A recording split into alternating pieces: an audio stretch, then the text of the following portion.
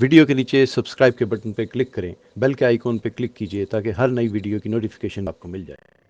السلام علیکم ورحمۃ اللہ وبرکاتہ۔ ہنستے مسکراتے پیارے پیارے ننھے منھے سمجھدار بہادر ساتھیوں، امید ہے کہ آپ بالکل ٹھیک ہوں گے اور آج جمعے کا دن بھی آپ نے بہت اچھا گزارا ہوگا۔ آج جو ہم آپ کے لیے کہانی لائے ہیں وہ ہے ایک ہیرو کی کہانی، ایک بہادر بے خوف جرأت مند ہیرو۔ کہانی کا عنوان ہے سرد رات کا سفر اور اسے آپ کے لیے لکھا ہے فریال یاور نے۔ کئی روز سے موسم خاصا سرد اور مرعوب تھا۔ مشرق کی طرف سے چلنے والی ہوا تیر کی طرح محسوس ہوتی، یہی نہیں بلکہ ساتھ ہی موسلا دھار بارش بھی شروع ہو گئی۔ ایسے میں اندھیرا بھی ایسا کہ ہاتھ کو ہاتھ سجھائی نہ دے۔ ہوا کی تیزی سے ایسی خوفناک آواز پیدا ہوتی ہے جیسے بجلی کی کڑک۔ بارش کے شروع ہو جانے سے ایک نئی پریشانی شروع ہو گئی۔ طوفانی ہواؤں نے میدان میں لگے خیمے اکھاڑ ڈالے، برتن الٹ گئے، سامان ایک دوسرے کے اوپر گرنے لگے۔ ہوا کے ساتھ اڑنے والی ریت کے ذرات نے لوگوں کو اندھا کر دیا، کہیں کوئی الاؤ روشن نہیں رہا، اور یہ ساری تباہی مشرکین کے لشکر میں آئی، وہ جو ایک ماہ سے مسلمانوں کا محاصرہ کیے ہوئے تھے۔ ان میں شدید اختلافات پیدا ہو گئے اور وہ میدان جنگ سے فرار ہونے پر آپس میں جھگڑنے لگے۔ مسلمانوں کا لشکر ان تمام تباہیوں سے محفوظ رہا۔ سرد ہوا کے جھونکے تو ادھر بھی تھے اور بھوک کی وجہ سے کمزوری بھی محسوس ہو رہی تھی، مگر حوصلے کمزور نہیں تھے۔ کچھ ہی دیر پہلے پیارے نبی صلی اللہ علیہ وآلہ وسلم کو اطلاع ملی کہ طوفانی ہواؤں کی وجہ سے مشرکین کے لشکر میں کافی تباہی ہوئی ہے اور وہ میدان جنگ سے فرار کے منصوبے تیار کر رہے ہیں۔ ساتھ ہی ان کے سرداروں کا آپس میں میدان جنگ سے فرار ہونے یا نہ ہونے پر آپس میں جھگڑا شروع ہو چکا ہے۔ پیارے نبی صلی اللہ علیہ وسلم کو یہ خیال ہوا کہ کفار کی خبر لینی چاہیے کہ کیا کفار نے مدینہ سے کوچ شروع کر دیا ہے۔ تب انہوں نے اپنے ارد گرد بیٹھے مجاہدین کو مخاطب کرتے ہوئے فرمایا، کون ہے جو تم میں سے جا کر یہ دیکھے کہ دشمن کیا کر رہا ہے؟ میں اللہ سے دعا کروں گا کہ جنت میں وہ میرا ساتھی ہو۔ لیکن کوئی جواب نہیں آیا۔ آپ صلی اللہ علیہ وسلم نے یہ بات 3 مرتبہ دہرائی، مگر بھوک اور سردی کی وجہ سے کسی کی ہمت ہی نہیں ہو رہی تھی۔ آخر کار حضرت محمد نے مجاہدین میں سے ایک مجاہد کا نام لے کر پکارا۔ وہ اٹھے اور یہ سوچ کر کہ اتنے مجمع میں پیارے نبی نے مجھی کو نام لے کر پکارا ہے، اس بات سے ان میں کچھ کرنے کا جذبہ پیدا ہوا۔ رسول اللہ کی خدمت میں حاضر ہوئے۔ نبی صلی اللہ علیہ وسلم نے فرمایا، حذیفہ جاؤ یہ کام تم کرو، لیکن خبردار کسی مشرک پر حملہ نہ کر بیٹھنا۔ ساتھ ہی پیارے نبی صلی اللہ علیہ وسلم نے یہ دعا فرمائی، اے اللہ اس کی حفاظت فرمانا، دائیں سے بائیں سے اوپر سے اور نیچے سے۔ یہ باہمت سپاہی حضرت حذیفہ بن یمان تھے جنہیں پیارے نبی نے خاص طور پر اس نازک وقت میں جنت میں اپنے ساتھی ہونے کی خوشخبری دی۔ جس وقت پیارے نبی حضرت حذیفہ کو دشمنوں کی خبر لانے کے لیے روانہ کر رہے تھے، آپ صلی اللہ علیہ وسلم نے حذیفہ سے فرمایا، جاؤ انشاءاللہ نہ تو تمہیں سردی لگے گی اور نہ دشمن سے کوئی خوف محسوس ہوگا۔ حضرت حذیفہ حکم سن کر تیزی سے دشمن کی طرف روانہ ہوئے اور دشمن کے لشکر میں راستہ بناتے ہوئے داخل ہو گئے۔ وہاں پہنچے تو عجیب افراتفری کا عالم تھا، ہر ایک کو اپنی پڑی تھی۔ قریب ہی ابو سفیان اپنے ساتھیوں کے ساتھ بیٹھا تھا اور اپنے ساتھیوں کو اندھیرے کی وجہ سے ہدایت کر رہا تھا، اپنے ارد گرد سے باخبر رہنا، کوئی دشمن کا آدمی ادھر نہ نکل آئے۔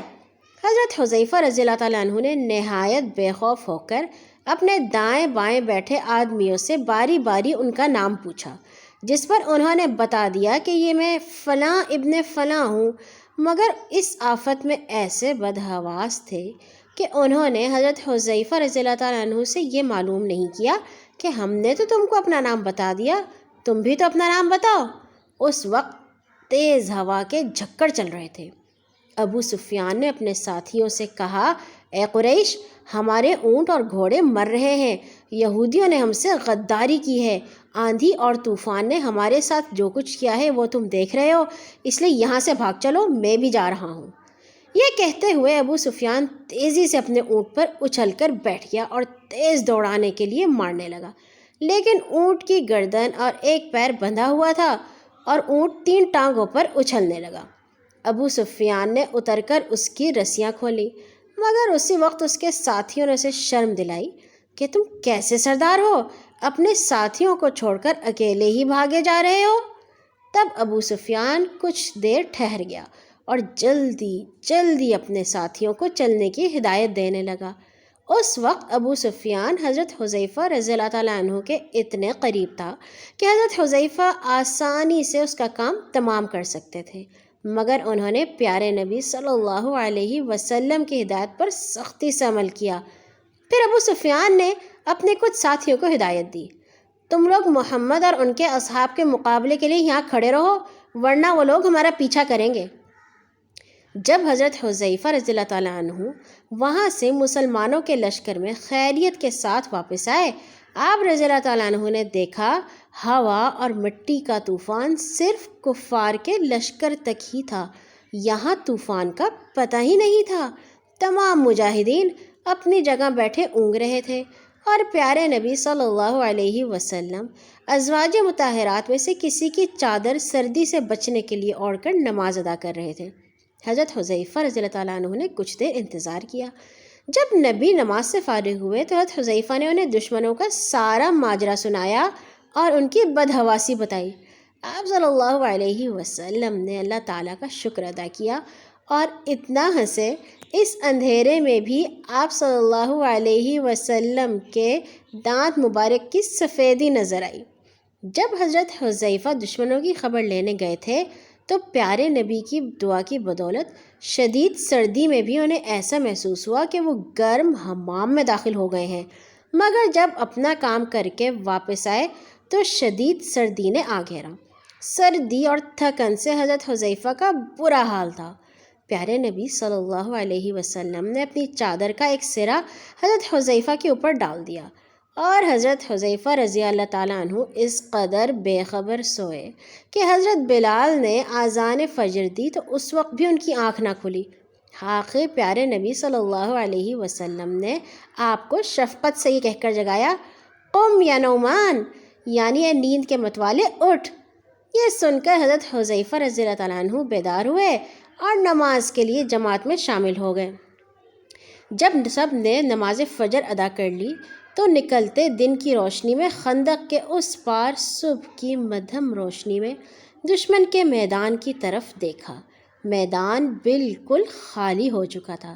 رسول اللہ صلی اللہ علیہ وسلم نے بھی تمام اصحاب کو گھر جانے کی اجازت دے دی۔ اجازت پاتے ہی لوگ تیزی سے گھروں کے جانب روانہ ہوئے، لیکن فوراً ہی نبی کو خیال آیا کہ ممکن ہے دشمن کچھ جاسوس چھوڑ گئے ہوں اور وہ یہ دیکھ کر اپنے ساتھیوں کو واپس بلا لیں۔ اس خیال کے آتے ہی آپ نے حضرت عمر کے صاحبزادے عبداللہ رضی اللہ تعالیٰ عنہ اور حضرت جابر کے صاحبزادے کو بلا کر فرمایا، ان لوگوں کو واپس بلا لو۔ یہ دونوں لوگوں کو واپس بلاتے بلاتے ان کے گھروں تک پہنچ گئے، مگر ان لوگوں نے پلٹ کر بھی نہیں دیکھا۔ جب یہ دونوں حضرات واپس ہوئے اور انہیں بتایا کہ کس طرح لوگوں کو واپس لانے میں ناکام رہے تو پیارے نبی نے مسکرا کر باقی اصحاب کو اپنے ساتھ لیا اور خود بھی شہر کی طرف روانہ ہوئے۔ یہ تمام واقعات غزوہ خندق کے ہیں، جسے غزوہ احزاب بھی کہا جاتا ہے۔ شوال 5 ہجری میں عرب کے تمام اسلام دشمنوں نے مل کر مدینہ منورہ کا محاصرہ کر لیا۔ اس موقع پر پیارے نبی نے اپنے اصحاب سے جب یہ مشورہ کیا کہ دشمن کا مقابلہ کس طرح کیا جائے تو حضرت سلمان فارسی نے آپ کو خندق کھودنے کی تدبیر سے آگاہ کیا، جسے پیارے نبی نے بہت پسند کیا اور 6 دن کے اندر اندر خندق کھودنے کا حکم دیا۔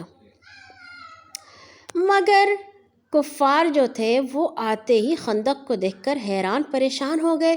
وہ خندق سے نا واقف تھے اور خندق دیکھ کر ان کے گھوڑے بھی بدکنے لگے۔ مجبوراً کفار خندق عبور کرنے سے مجبور و محروم رہے۔ ایک نے اس کی کوششیں بھی کی تو وہ اس میں گر پڑے اور مسلمانوں نے ختم کر ڈالا۔ کفار کو اس سردی اور آندھی کا بھی اندازہ نہیں تھا، اس لیے وہ سردی کے لیے بھی تیار نہیں تھے۔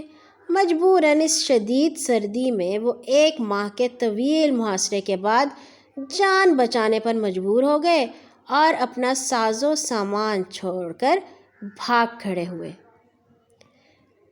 آج کے لیے اتنا ہی۔ کل آئیں گے ایک اور نئی کہانی کے ساتھ انشاءاللہ، اور پھر کبھی حضرت حذیفہ کے بارے میں کچھ اور باتیں بھی جانیں گے۔